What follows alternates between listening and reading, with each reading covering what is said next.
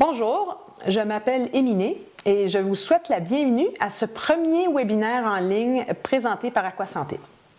Si vous avez décidé de vous inscrire, c'est que vous savez que l'eau, c'est important et vous vous posez sans doute des questions au sujet de l'eau que vous consommez. Quelle est la meilleure eau pour ma santé? Quelle est la différence entre les différents types d'eau qui s'offrent à moi? Combien d'eau faut-il boire par jour? Au cours des prochaines minutes, je vais vous parler de l'importance d'une bonne hydratation. Je vais vous dévoiler quelques dangers insoupçonnés liés à la déshydratation. Je vais vous sensibiliser aux avantages et aux inconvénients des différents types d'eau qui existent sur le marché. Et je vais vous expliquer en détail les propriétés de l'eau alcaline ionisée pour que vous puissiez saisir à quel point une eau vivante et structurée peut avoir un impact significatif sur l'équilibre interne de votre corps. L'eau est sans aucun doute l'un des piliers incontournables pour un corps en équilibre, mais malheureusement, c'est aussi celui qui est le plus souvent négligé. Dans les faits, 3 personnes sur 4 seraient déshydratées sans même le savoir. Et vous, tombez-vous dans les 25 % des personnes qui s'hydratent adéquatement ou alors dans les 75 % qui auraient tout intérêt à boire plus d'eau? Écoutez la suite pour le savoir, vous serez peut-être surpris. Alors allons-y. On se lance à l'eau.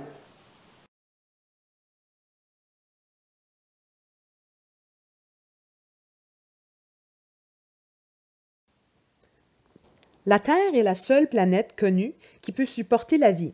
Pourquoi? Parce qu'il y a de l'eau. 70 % de la surface de la Terre est couverte d'eau. Or, notre corps aussi est composé d'environ 70 % d'eau que l'on retrouve un peu partout à des concentrations différentes. À titre d'exemple, les poumons et plusieurs de nos organes vitaux sont composés de 80 à 90 % d'eau.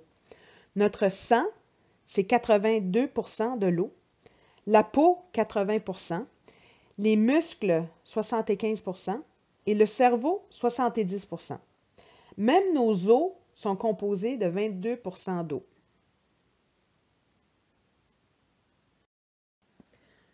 L'eau est le nutriment le plus important pour le corps après l'oxygène. On peut survivre plusieurs semaines sans manger, mais sans eau, on ne pourrait pas survivre plus que quelques jours. La raison, c'est que l'eau est le milieu pour toutes les réactions biochimiques qui se produisent dans notre corps. L'eau est responsable pour de multiples fonctions. Elle hydrate notre corps et nos tissus. Elle permet de dissoudre les minéraux et nutriments que nous ingérons pour les rendre assimilables par le corps. Elle transporte ces nutriments et l'oxygène vers nos cellules. Elle évacue les déchets métaboliques et les toxines à travers nos voies naturelles d'élimination. Elle lubrifie nos articulations, qui sont des parties du corps moins vascularisées. Elle permet la transmission de signaux entre les neurones dans notre cerveau. Et elle aide à réguler la température de notre corps. Donc, vous pouvez voir à quel point l'eau est vitale pour la plupart des systèmes sympathiques et parasympathiques de notre corps. Pourtant, comme je vous le mentionnais au début, 3 personnes sur 4 seraient déshydratées sans même le savoir.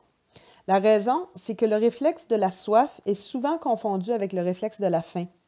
Dans les 2 cas, le corps nous envoie un message pour nous dire qu'on est en manque d'énergie. Et alors qu'un verre d'eau pourrait généralement nous satisfaire, on prend une bouchée à la place pour combler ce manque d'énergie. L'autre raison, c'est que le réflexe de la soif est généralement atténué avec le temps lorsque l'on continue à l'ignorer. Et le corps tente alors de s'adapter du mieux qu'il peut à fonctionner avec moins d'eau. Par contre, ce réflexe peut de nouveau être éveillé lorsque l'on commence à mieux s'hydrater. C'est d'ailleurs un commentaire que je reçois souvent de la part de personnes qui me disent qu'elles recommencent à ressentir la soif de façon beaucoup plus prononcée lorsqu'elles augmentent leur consommation d'eau, alors qu'elles n'avaient jamais soif auparavant. C'est le corps qui nous parle et qui nous dit « Donne-moi-en, j'ai besoin de plus d'eau ». Alors, veut pas, la déshydratation chronique entraîne plusieurs problèmes de santé qui s'installent tranquillement dans différentes parties du corps et qui se manifestent graduellement au fil des ans. Premièrement, la déshydratation est la première cause d'un système immunitaire affaibli. Comme on a vu, l'eau joue un rôle essentiel dans tous les échanges biochimiques de notre corps et donc elle a un impact sur tous les systèmes sympathiques et parasympathiques de notre organisme. Lorsqu'on est déshydraté, notre corps ne peut tout simplement pas fonctionner de façon optimale. D'autre part, lorsqu'on ne boit pas assez d'eau, notre système d'élimination tombe au ralenti. N'oubliez pas que l'eau ne sert pas uniquement à nous hydrater, mais elle sert aussi à nous nettoyer. Si on ne boit pas assez d'eau, le corps n'évacue pas les déchets métaboliques et toxines que l'on produit au quotidien et on devient de plus en plus acide. Par conséquent, dans une quête continuelle d'équilibre et d'autoprotection, ces déchets sont alors emmagasinés dans des parties moins critiques du corps et en plus, ils sont souvent enrobés de gras car le gras sert de couche de protection entre les déchets et les organes vitaux. Ce gras corporel en surplus se traduit généralement par de l'embonpoint chez plusieurs personnes. La déshydratation peut aussi être la cause principale de reflux gastrique et aussi de constipation, un problème très courant chez beaucoup de gens. Lorsque l'on ne boit pas assez d'eau, le corps va tout faire pour garder l'eau qu'il a et l'eau contenue dans le transit intestinal sera réabsorbée, provoquant le durcissement des selles et des problèmes de constipation. Le manque d'eau provoque aussi l'inflammation dans le corps, non seulement au niveau des articulations causant des problèmes d'arthrite et d'arthrose, mais aussi au niveau cellulaire. Vous savez peut-être que l'inflammation est une réaction de défense immunitaire du corps à une agression. Alors, lorsque le corps est déshydraté, il devient de plus en plus agressé par les déchets et toxines qui s'accumulent dans les tissus, ce qui provoque de plus en plus d'inflammation et de déséquilibre dans différentes parties du corps. Au niveau de la santé mentale, l'eau joue aussi un rôle très important. D'une part, la sérotonine, ce neurotransmetteur qui est responsable de notre sentiment de bien-être, est produite par un acide aminé qui s'appelle le tryptophane.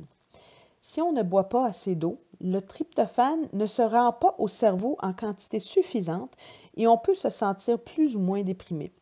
D'autre part, la transmission des signaux synaptiques entre nos neurones ne se fait pas de façon optimale lorsqu'on est déshydraté et cela peut avoir un impact sur l'ensemble de nos systèmes corporels. Finalement, la déshydratation provoque aussi une baisse d'énergie chez beaucoup de personnes et même de la fatigue chronique.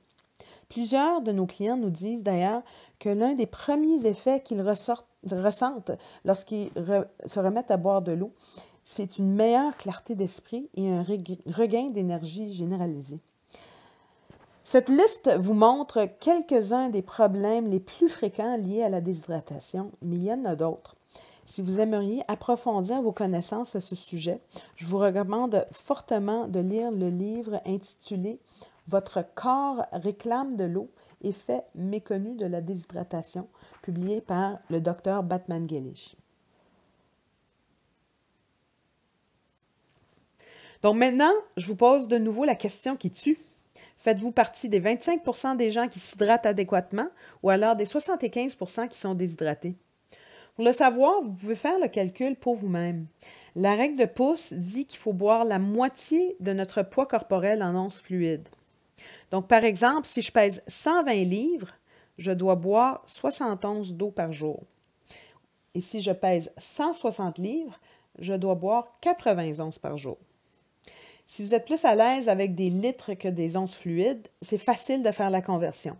Pensez à une tasse à mesurer. Elle contient 250 ml ou 8 onces fluides. Donc, 1 litre, c'est 4 tasses à mesurer, c'est 32 onces. Et 2 litres, c'est 64 onces, et ainsi de suite. J'aimerais souligner, par contre, le fait que cette règle de Pouce est applicable pour une consommation d'eau quotidienne en temps normal. Lorsqu'il fait très chaud, lorsqu'on fait de l'exercice ou quand on est malade, on perd plus d'eau par la transpiration et il faut donc augmenter sa consommation d'eau pour compenser ces pertes additionnelles. En plus de faire le calcul pour savoir combien d'eau que vous devez boire par jour, il y a souvent des signes physiques qui nous indiquent que l'on ne boit pas assez d'eau. Le manque d'élasticité de la peau, par exemple, est l'un de ces signes. Faites le test vous-même. Pincez la peau sur le dos de votre main. Si la peau ne reprend pas tout de suite sa forme lorsque vous la relâchez, comme on voit dans cette photo, c'est que vous êtes probablement déshydraté. Bon, alors vous êtes convaincu que vous devez boire de l'eau, mais quelle eau faut-il choisir? Quelle est la meilleure eau pour notre santé? Il y a tellement de choix sur le marché et d'informations qui circulent qu'il est difficile de savoir qui dit vrai. Commençons par l'eau du robinet, car c'est la forme la plus accessible d'eau. On est très chanceux en Amérique du Nord, parce que quand on ouvre le robinet, on a un accès à volonté d'une eau qui est potable. Et en plus, elle est gratuite pour les consommateurs. Par contre, un des désavantages les plus importants, c'est que ça goûte le chlore. Le goût et les odeurs du chlore sont désagréables. Les gens sont portés à moins boire d'eau à cause de ça. En plus, le chlore, qui est nécessaire dans l'eau pour tuer les bactéries et virus, sans quoi on tomberait malade, mais le chlore, c'est un oxydant et c'est là pour tuer. Alors que nous, on a besoin d'antioxydants pour neutraliser les radicaux libres qui sont dans notre corps. Donc, deuxième désavantage. Troisièmement, les produits dérivés du chlore sont potentiellement nocifs pour la santé et même cancérigènes. Les produits dérivés, en fait, c'est quand le chlore oxyde la matière organique qui est présente dans l'eau et ça crée des sous-produits, par exemple les trihallométhanes, qui ne sont pas retirés facilement avec de la filtration ni par évaporation. D'autre part, il y a d'autres types de contaminants dans l'eau, notamment les métaux lourds, qui se retrouvent dans notre eau principalement à cause des conduits et des tuyaux qui amènent l'eau de l'usine de traitement jusqu'à notre maison.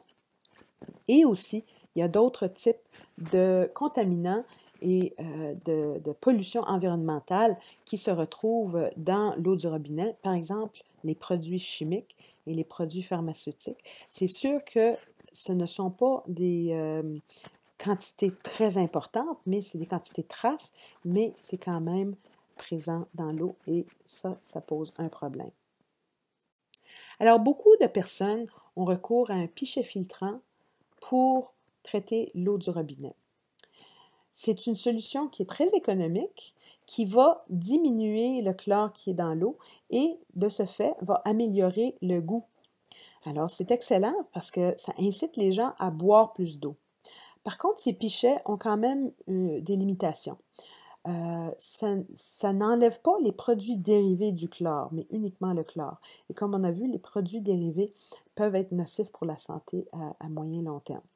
Ensuite, ça n'enlève pas non plus les autres types de contaminants que l'on retrouve dans l'eau, que ce soit les métaux lourds, les produits chimiques, les produits pharmaceutiques, les nitrates, les herbicides, les pesticides. Il y a toutes sortes de types de contaminants présents dans l'eau et les pichets ne font absolument rien dans ce sens-là. L'autre facteur qui est peu connu, c'est que la filtration au charbon réduit le pH de l'eau. Ça va en fait acidifier légèrement l'eau par à peu près 1 point sur l'échelle de pH. Donc, une eau qui serait neutre, qui sort du robinet, baisserait d'1 point pour être légèrement acide. Et l'autre facteur qui peut être un désavantage, c'est si les gens oublient de changer le filtre après un certain nombre de litres tel que recommandé par le fabricant, bien, l'eau peut en fait avoir des bactéries ou une croissance de bactéries à même le filtre qui peut en fait rendre l'eau problématique. Plusieurs personnes choisissent plutôt de l'eau embouteillée pour leur eau de consommation. Alors, l'eau embouteillée peut être divisée en 2 grandes catégories. D'une part, l'eau de source et d'autre part, l'eau traitée. Alors, commençons par l'eau de source. C'est une sorte d'eau que les gens trouvent très bon au goût. Effectivement, c'est une eau qui est minéralisée, qui a peu de contaminants et l'eau embouteillée, on la trouve à peu près partout, en magasin, en épicerie, dans les dépanneurs, dans les stations d'essence, c'est partout. Par contre, on oublie souvent à quel point l'eau de source peut être chère. C'est plus cher qu'un litre d'essence. Pensez-y, si vous achetez des gros formats, par exemple 18 litres, ça revient quand même à entre 30 et 40 sous par litre. Et quand on va acheter un litre au dépanneur, ça peut représenter jusqu'à 4 dollars par litre. Alors, c'est excessivement cher. Et si vous faites le calcul de combien l'eau embouteillée vous coûte par année, vous seriez peut-être surpris.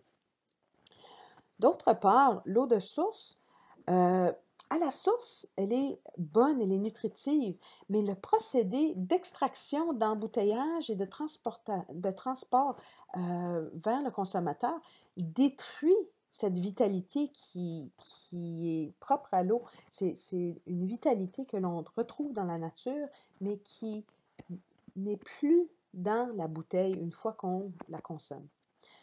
D'autre part, c'est une eau qui devient déstructurée.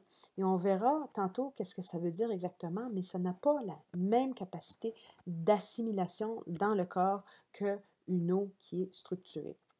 Et il ne faut pas négliger le fait que l'embouteillage, l'industrie de l'embouteillage de l'eau a un impact environnemental très important. Et il ne faut pas juste penser aux déchets plastique. C'est sûr qu'il y a du recyclage, mais malheureusement, la triste réalité, c'est que 90% des bouteilles vides se retrouvent quand même dans les sites d'enfouissement. Mais en plus, il faut aussi penser à tout le cycle de vie de ces bouteilles-là, de l'extraction des produits pétroliers qui doivent être transportés pour ensuite être convertis en bouteilles de plastique. Ensuite, les bouteilles de plastique sont remplies, c'est transporté au magasin. Donc, il y a énormément de gaz à effet de serre et d'impacts environnementaux associés à l'eau embouteillée. L'autre forme d'eau embouteillée que l'on retrouve sur le marché, c'est de l'eau traitée. Alors, ça peut se vendre soit embouteillé ou alors dans ces distributeurs que l'on retrouve souvent à l'épicerie où on va avec notre propre contenant de 18 litres pour le remplir.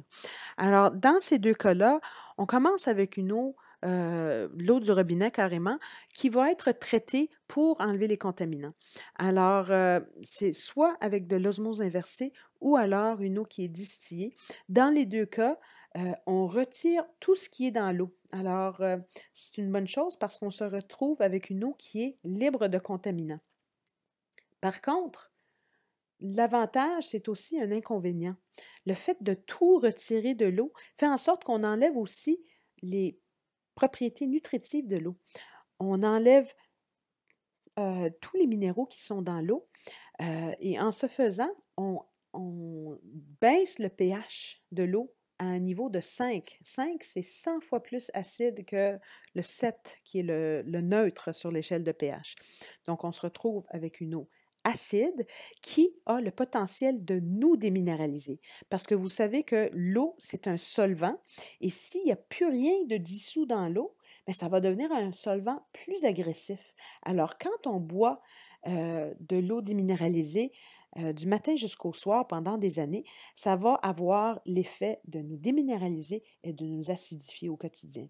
On parle d'ailleurs souvent de l'eau traitée comme étant une eau morte parce que il n'y a plus de valeur nutritive. On n'a plus c'est tout le contraire de l'eau vivante, comme on a vu tantôt. C'est une eau qui n'a absolument aucun apport positif, à part de donner des molécules de H2O, mais sans tout le reste que l'eau devrait avoir dedans. Mentionnons aussi, bien sûr, que, comme pour l'eau de source, l'eau traitée a un impact environnemental important associé à l'industrie de l'embouteillage de l'eau. L'autre forme d'eau que l'on retrouve beaucoup, ce sont les systèmes d'osmose inversée qui sont installés à la maison. Alors, ce qui est intéressant avec ça, c'est que ça se raccorde directement à l'eau du robinet. Donc, on a de l'eau traitée, décontaminée, accessible en tout temps, directement à partir d'un robinet. Et ça retire 90 à 99,9% des contaminants dans l'eau. Alors, c'est une eau vraiment très propre. Par contre, l'osmose inversée a tous les mêmes désavantages de l'eau traitée embouteillée qu'on a vu tantôt. D'ailleurs, cette eau embouteillée est produite avec des systèmes industriels d'osmose inversée, mais le principe est le même. L'eau, elle est forcée à travers une membrane semi-poreuse qui fait en sorte que ça enlève tous les contaminants, mais les pores sont tellement petits que ça ne laisse même pas, ça ne laisse pas passer les minéraux qui sont dans l'eau. Alors, on se retrouve avec une eau dénudée finalement de toutes ses valeurs nutritives et qui n'a pas un apport intéressant au niveau de l'équilibre interne de notre corps.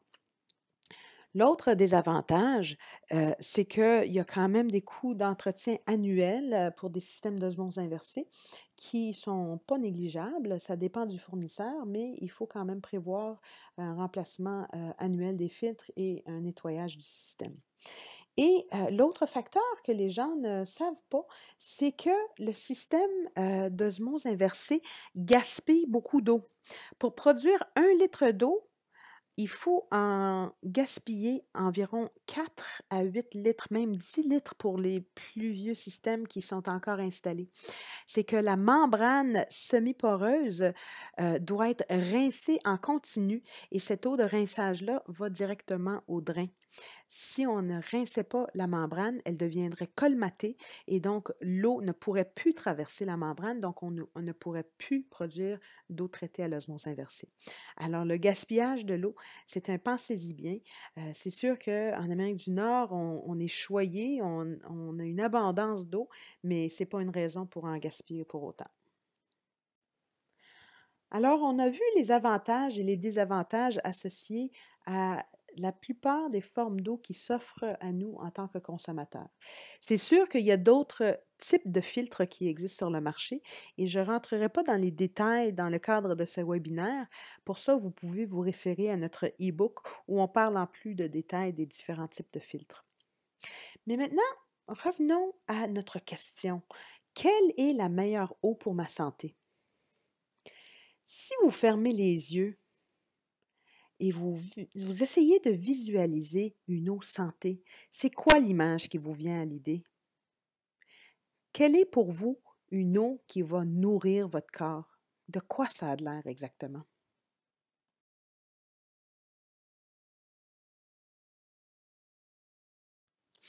Est-ce que l'image que vous avez visualisée d'une eau santé ressemblait un petit peu à celle-ci?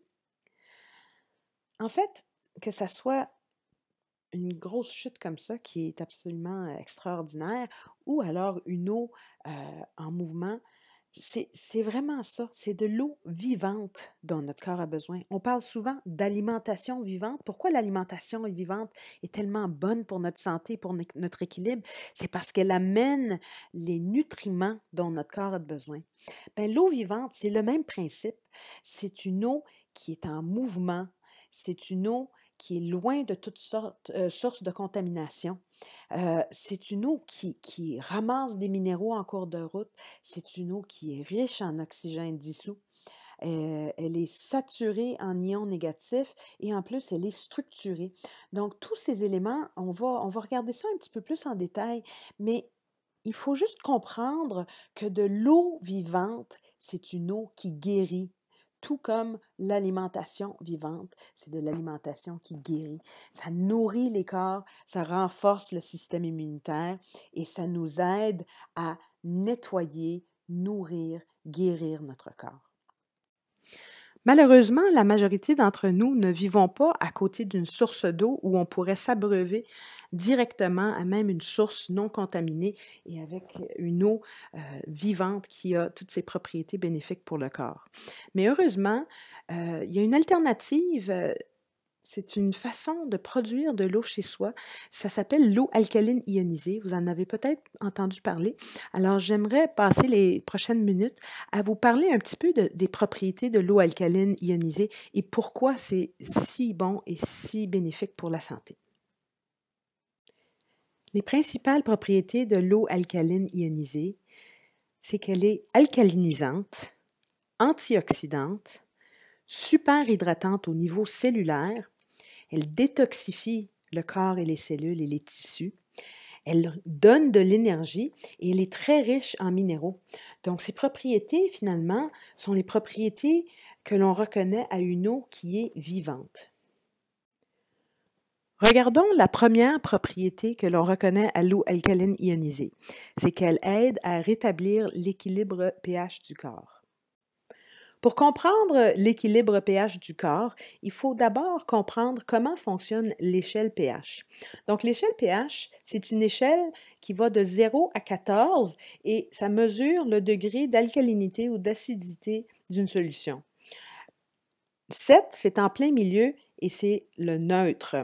Et lorsqu'on descend vers 0, on devient de plus en plus acide et quand on monte vers 14, on devient de plus en plus alcalin. Par contre, il y a beaucoup de gens qui ne savent pas que l'échelle pH, en fait, c'est une échelle exponentielle. Ce que ça veut dire, c'est qu'à chaque fois qu'on bouge d'un point dans une direction comme dans l'autre, on multiplie par un facteur de 10. Donc, 6, c'est 10 fois plus acide que 7. 5, c'est 100 fois plus acide que 7. 4, c'est 1000 fois plus acide que 7. Donc, c'est la même chose dans les deux directions. On devient de plus en plus acide, mais vraiment de façon très rapide. Pour être en équilibre, notre sang doit être à un pH de 7,365 qui est légèrement du côté alcalin. On peut se rappeler de ce chiffre magique-là en se disant qu'on a 7 jours par semaine, 365 jours par année. C'est le petit truc pour se rappeler de ce point d'équilibre du pH du sang humain. C'est un peu comme l'équilibre de notre température corporelle à 37 degrés, mais le sang doit toujours maintenir cet équilibre-là. Et c'est un équilibre très, très étroit parce qu'en fait, si on tombe en bas de 7 au niveau du pH de notre sang, on meurt. Donc, vraiment, notre corps doit absolument maintenir le sang légèrement du côté alcalin pour pouvoir survivre. Or, la majorité des aliments et des boissons que nous consommons dans notre mode de vie occidental sont plutôt du côté acide. La viande, les poissons, les produits laitiers, les grains sont du côté acide et plus qu'on va vers des aliments raffinés et transformés, plus qu'on s'en va du côté acide. L'alcool, le sucre, les liqueurs, tous ces éléments-là sont très, très acides. C'est de 1000 à 10 000 fois plus acide. Du côté alcalin, il n'y a pas vraiment tant d'aliments que ça qui nous rendent alcalins. C'est sûr que tout ce qui s'appelle légumes à feuilles vertes, tous les aliments vivants, le soya, les amandes, les germinations, les légumes, il y a quand même des aliments du côté alcalin, mais dans notre régime alimentaire occidental, on est plus porté à manger 80% acide et 20% alcalin, alors que ça devrait être l'inverse.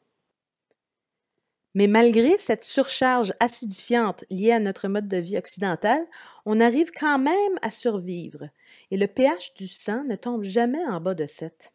En fait, le corps travaille très fort à neutraliser cette acidité en puisant dans les réserves de minéraux alcalins que nous avons dans le corps. La plus grande réserve, c'est le calcium qui se trouve majoritairement dans les os et dans les dents. Mais d'autres minéraux alcalins tels que le magnésium, le potassium et le sodium qui sont utilisés par les différents organes et tissus du corps, sont aussi sollicités par le système tampon acido-basique pour rétablir l'équilibre pH. Si on mange des aliments qui sont 10, 100, 1000 ou même 10 000 fois plus acides que le neutre, imaginez-vous à quel point le corps doit travailler fort pour rester en équilibre. Il y a d'autres facteurs aussi qui nous rendent acides, qui ne sont pas directement liés à ce qu'on mange et ce que l'on boit. Notamment le stress. Le stress, c'est un des pires facteurs acidifiants. Les pensées négatives, le stress, l'anxiété, tous ces facteurs ont une incidence très importante sur l'équilibre pH de notre corps. L'environnement dans lequel nous vivons peut aussi contribuer à notre niveau d'acidité, surtout pour les personnes qui vivent dans des milieux urbains. La pollution de l'air, la pollution industrielle, le smog sont des facteurs qui contribuent à acidifier notre corps. Il y a aussi plusieurs produits dans notre quotidien, dont les produits de nettoyage qui sont toxiques et qui contribuent aussi à la surcharge acidifiante de notre corps. Sans aucune surprise, le tabac et les drogues aussi sont des facteurs acidifiants pour le corps. C'est le cas aussi de l'alcool. Comme on a vu tantôt sur l'échelle de pH, le petit verre de vin ou la bière a un pH de 3, ce qui est 10 000 fois plus acide. Alors le corps doit travailler très fort pour neutraliser cette acidité-là. Ce qui peut être un petit peu plus surprenant, par contre, c'est que les produits pharmaceutiques aussi ont un effet acidifiant sur le corps. Les médicaments vont alléger un symptôme d'un malaise qu'on peut avoir, d'un problème de santé, mais souvent, on ne va pas régler le problème de fond qui existe avec des médicaments, on va plutôt régler les symptômes. Alors, c'est vraiment important de garder ça en tête parce que lorsque notre corps revient en équilibre, notre système de santé est capable de prendre le dessus et très souvent, on peut diminuer, voire même éliminer la prise de médicaments. Il y a quelques facteurs acidifiants de plus que j'aimerais porter à votre attention. Premièrement, je réitère ce que j'ai dit plus tôt dans la présentation, c'est que la déshydratation, le manque d'eau dans nos cellules et dans notre corps est un des pires facteurs acidifiants parce que toute l'acidité qu'on accumule, que ce soit par des facteurs environnementaux ou alors par ce que l'on mange, ce que l'on boit, ne peut pas être évacué de façon efficace. Donc, ça ne fait qu'accumuler les déchets toxiques, les déchets acides dans le corps. Le manque de sommeil, c'est également un facteur acidifiant parce que le corps, il n'a pas la chance de récupérer. Le sommeil et le repos font en sorte que nos cellules se régénèrent et quand on n'a pas assez de sommeil, c'est vraiment assez néfaste pour l'équilibre du corps. Le manque d'exercice aussi, je pense que c'est une évidence. Si on ne fait aucun exercice, bien là, c'est sûr que là aussi, on n'évacue pas les toxines et les déchets par la transpiration et par le travail physique. Mais ce qui est un petit peu plus surprenant, c'est que même l'exercice intense qui est à l'autre extrême du manque d'exercice va en fait nous acidifier aussi. C'est sûr que l'exercice, c'est important, c'est essentiel, mais quand on utilise nos muscles, on brûle, nos muscles brûlent de l'oxygène, les sucres et tout ça, et le produit résiduel qui reste, c'est de l'acide lactique. Donc, c'est très, très important de prendre en considération que cette acidité-là aussi doit être évacuée, d'où l'importance de boire de l'eau. Alors, comme vous pouvez voir, on a énormément de facteurs acidifiants dans notre vie de tous les jours qui met un stress sur notre organisme. On est en train de combattre cette acidité-là. Puis le problème, c'est que tranquillement, pas vite, le corps va commencer à devenir de plus en plus acide. Et un corps qui est trop acide, c'est un corps en déséquilibre. Puis quand le corps est en déséquilibre, bien, ça ouvre la porte à de nombreux problèmes de santé. Alors, vous voyez ici plusieurs maladies, des problèmes, c'est des problèmes de santé dégénératifs, ça peut être des problèmes chroniques même. On connaît tous quelqu'un qui souffre d'arthrite ou d'inflammation quelconque. Mon Dieu, le cancer s'est rendu la première cause de décès au Canada, la tension artérielle, le cholestérol, le diabète, tout ça, c'est des maladies qui sont rendues malheureusement trop courantes dans notre société. Et il y a plusieurs de ces problèmes-là qui peuvent être réglés par une meilleure gestion de notre équilibre pH. Alors, l'eau alcaline joue un rôle très important pour rétablir et maintenir l'équilibre pH du corps. L'eau alcaline devient le tampon qui permet de neutraliser l'acidité du corps et de ce fait, ça va laisser les minéraux alcalins faire leur travail pour renforcer les os, renforcer les cellules, les nourrir. Alors, la prise quotidienne d'eau alcaline va permettre de prévenir ou même de renverser la vapeur sur des maladies dégénératives causées par un corps qui est trop acide. Regardons maintenant une deuxième propriété de l'eau alcaline ionisée. Cette eau aide à neutraliser les radicaux libres dans le corps. Mais qu'est-ce que c'est exactement des radicaux libres? Pensez à une pomme que l'on coupe en deux et qu'on laisse sur le comptoir pendant quelques heures. Qu'est-ce qui arrive? La pomme, elle va s'oxyder. Alors, l'oxydation, en fait, ce sont les molécules d'oxygène dans l'air qui sont instables et qui vont accélérer le vieillissement de la pomme. Mais les radicaux libres, c'est un peu la même chose à l'intérieur de notre corps. Ce sont des molécules qui sont instables, qui cherchent à se stabiliser en volant des électrons. Ce sont des molécules qui leur manquent des électrons, alors ils vont en voler. Si ça ne vient pas de l'extérieur, ils vont les voler à une cellule voisine qui, à son tour, lui manque un électron, alors lui, il va le voler à son voisin et ça peut créer un effet domino comme ça. Alors, les radicaux libres sont essentiels pour notre système immunitaire, mais le problème, c'est qu'on en a trop. Ça vient par des facteurs externes encore, des facteurs environnementaux, la pollution. Ça peut être les ingrédients dans les aliments transformés, le chlore que l'on absorbe à tous les matins sous la douche par les pores dilatés par l'eau chaude. Le chlore, c'est un oxydant qui est là pour tuer les bactéries, mais on en absorbe dans notre corps, donc ça fait une surcharge de radicaux libres. Alors, tout ça fait en sorte qu'il y a cet effet domino qui peut être provoqué dans notre corps, non seulement pour accélérer le vieillissement, mais aussi ça peut provoquer en fait une mutation des cellules. Et qui dit mutation dit maladie dégénérative et bien sûr, ça peut causer des problèmes de santé beaucoup plus graves à long terme. Alors, pour résumer, les radicaux libres, ce sont des oxydants qui accélèrent le vieillissement de nos tissus et qui peuvent provoquer une mutation des cellules.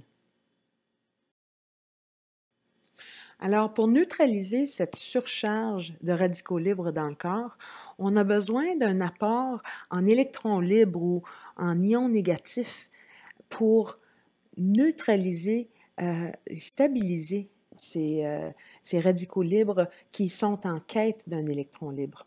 Alors, comme vous pouvez voir dans le graphique, un antioxydant est une molécule qui a un excédent d'ions négatifs et peut en donner, tandis qu'un radical libre va oxyder, c'est-à-dire va voler des électrons à son voisin. Alors, quand on a une eau qui est très riche en ions négatifs, ça a une valeur antioxydante importante qui n'a pas besoin d'être métabolisée et qui est très facilement absorbée parce que c'est de l'eau. Alors, l'effet antioxydant de l'eau alcaline ionisée est très, très important, presque plus important que l'équilibre pH parce que les radicaux libres ont un effet vraiment dévastateur au niveau de la mutation des cellules. Regardons maintenant la troisième propriété et non la moindre de l'eau alcaline ionisée. Il s'agit d'une eau structurée. Alors, pour comprendre ce que c'est de l'eau structurée, il faut d'abord savoir qu'une molécule de H2O n'existe jamais seule.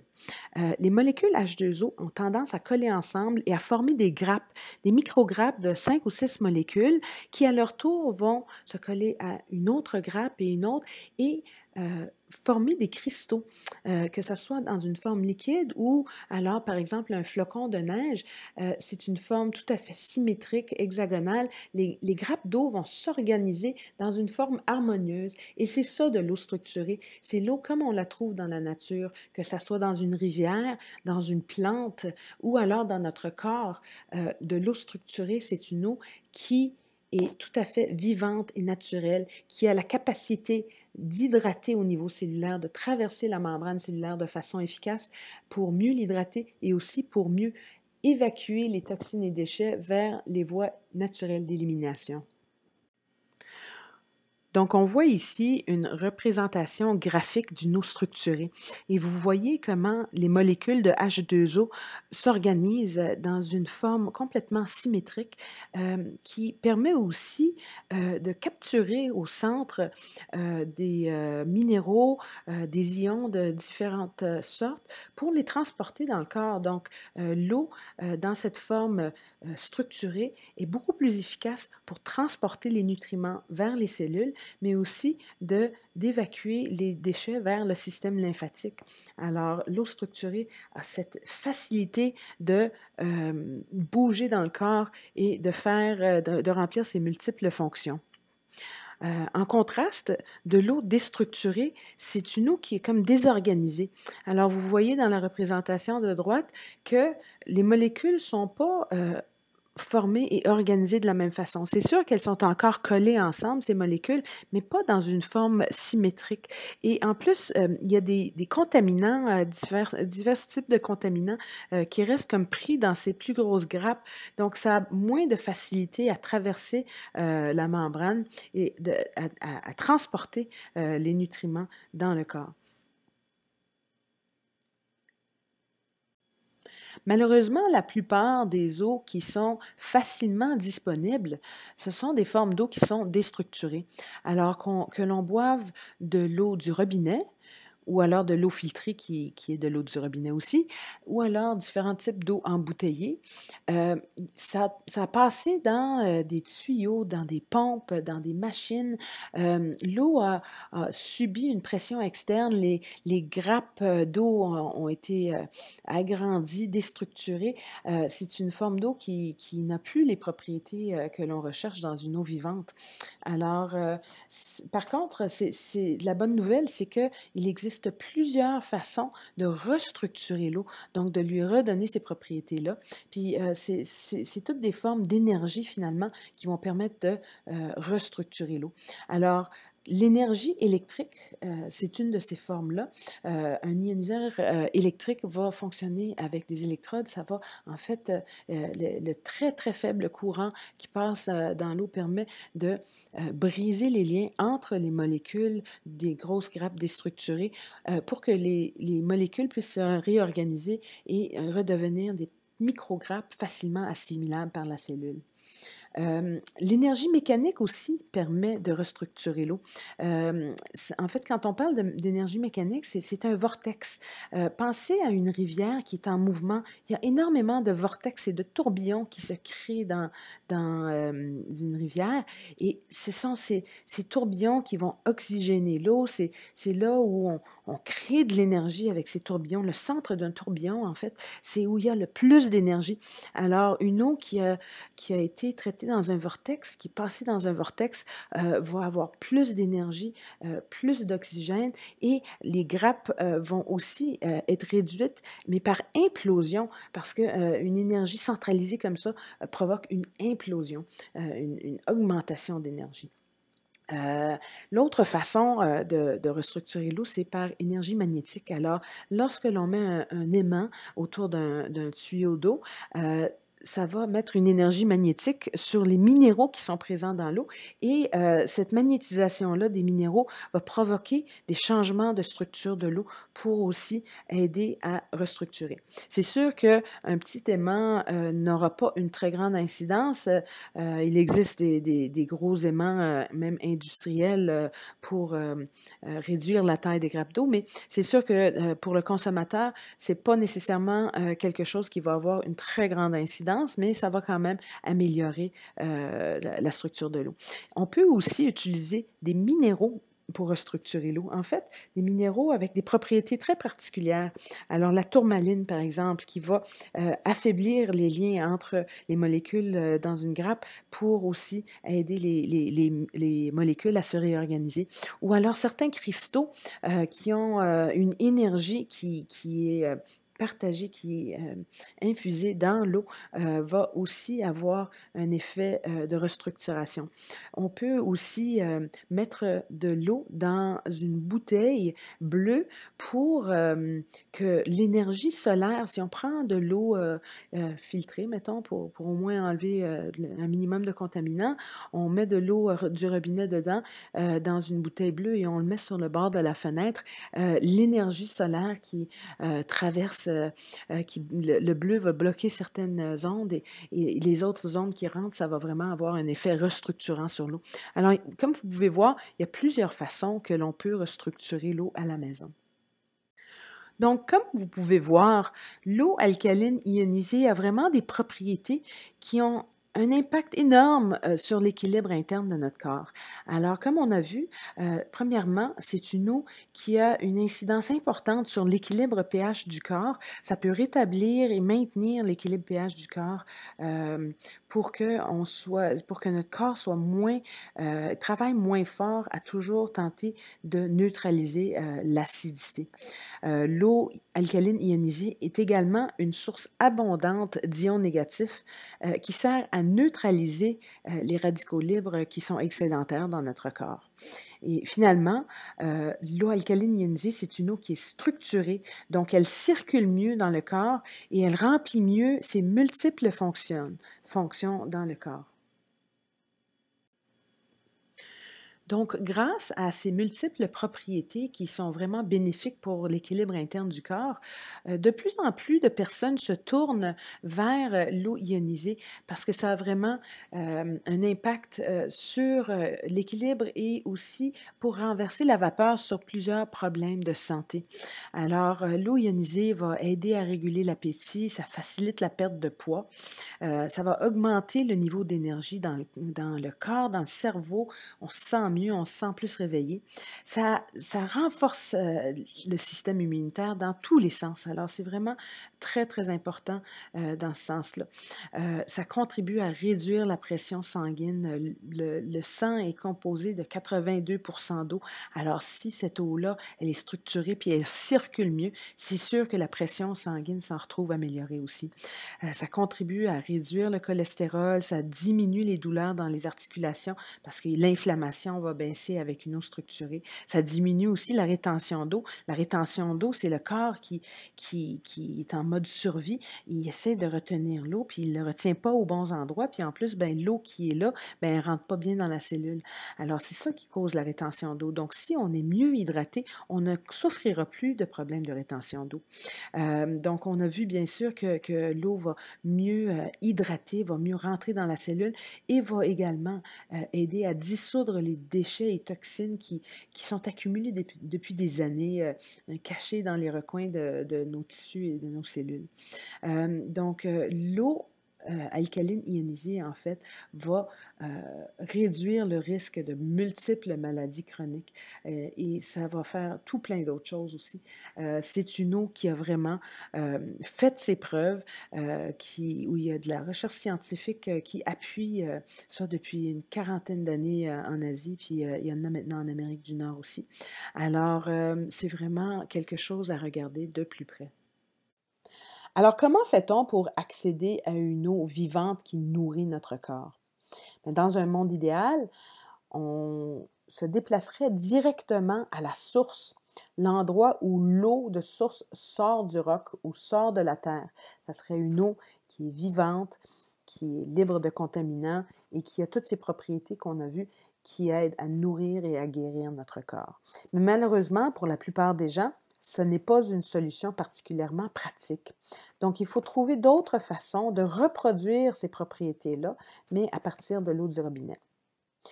Alors, une des technologies qui est très intéressante à cet égard, ce sont les ioniseurs électriques. Alors, c'est une technologie qui a été inventée par les Japonais il y a presque 50 ans, donc ce n'est pas une nouvelle technologie, c'est récent en Amérique du Nord, mais ça fait longtemps que ça existe et qu'il y a eu des études qui ont démontré les bienfaits d'une eau ionisée.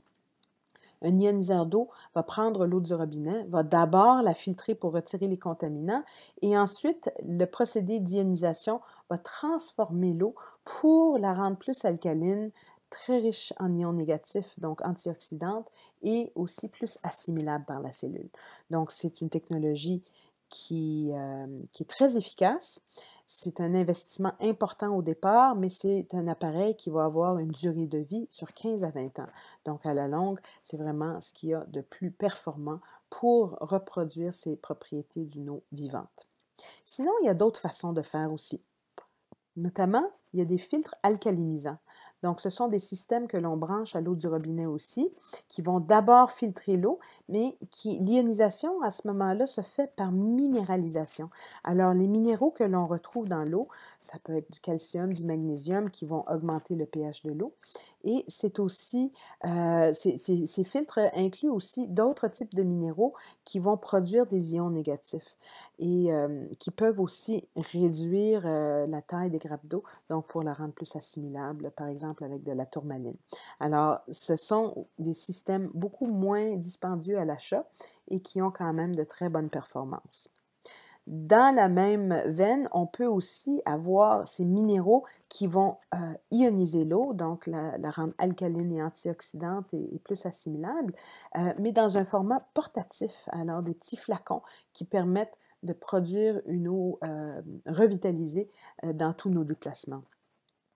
Pour des gens qui ont déjà un système d'osmose inversé ou alors des gens qui sont, par exemple, sur un puits et veulent absolument tout retirer de l'eau parce qu'il y a des problèmes de fer ou de manganèse ou autre type de problème, ou alors des gens qui sont en ville et qui ont zéro tolérance pour avoir des produits chimiques et pharmaceutiques dans leur eau, à ce moment-là, on recommande un système d'osmose inversé, mais qui va revitaliser l'eau. On a un système qui s'appelle le AquaPro, où on peut soit ajouter une cartouche minéralisante à un système d'osmose inversée existant, ou alors on peut carrément installer un système complet qui va d'abord retirer tous les contaminants et ensuite revitaliser l'eau. Alors, les systèmes AquaPro, très efficaces si on veut vraiment enlever tous les contaminants de l'eau avant de revitaliser l'eau. Ensuite, il y a un système, une technologie qui est en fait la revitalisation de l'eau par vortex. Alors, cette façon de faire n'enlève pas les contaminants dans l'eau, mais elle va les neutraliser. En fait, ce que ça fait, c'est que ça restructure l'eau. Ça va créer des tourbillons dans l'eau, comme on retrouverait dans l'eau en mouvement dans une rivière ou dans une chute. Ce mouvement de tourbillon ou de vortex-là va en fait revitaliser l'eau, la rendre plus assimilable dans le corps et ça va aussi permettre de neutraliser les contaminants qui sont dans l'eau. Donc, ça ne va pas les retirer, mais ça va faire en sorte qu'ils ne soient plus vraiment assimilables par le corps. Alors, ils passent tout droit. Des revitaliseurs à vortex ont également de nombreux bienfaits pour tuer les bactéries et virus. C'est une eau qui est très riche en oxygène et donc, on peut installer un vortex, par exemple, à l'entrée de la maison, ce qui permet de revitaliser l'eau à travers toute la maison, incluant l'eau qui sert pour arroser le jardin. De l'eau structurée par un revitaliseur à vortex est très, très efficace et aide vraiment la croissance des plantes aussi. Et finalement, évidemment, on peut aussi ajouter des produits à l'eau. Alors, quelque chose aussi simple que de rajouter du citron ou alors du vinaigre de cidre de pomme à l'eau va faire en sorte que l'eau devienne plus alcaline. On peut aussi ajouter de la chlorophylle ou d'autres suppléments verts, antioxydants, alcalinisants. Ça peut aussi être une solution intéressante pour améliorer l'apport nutritif de l'eau que l'on boit. J'espère que le contenu de ce webinaire vous a aidé à saisir l'importance d'une bonne hydratation et à comprendre que toutes les eaux ne sont pas égales. En fait, contrairement à la plupart des eaux qui s'offrent à nous, une eau vivante et structurée est en mesure de nourrir et de nettoyer et de guérir notre corps, bien plus que de l'eau du robinet, de l'eau filtrée ou alors de l'eau embouteillée. Si vous avez des questions ou si vous aimeriez discuter avec nous d'une situation particulière, n'hésitez pas à nous rejoindre par téléphone ou par courriel. Ça nous fait toujours plaisir de parler avec nos clients. Merci beaucoup.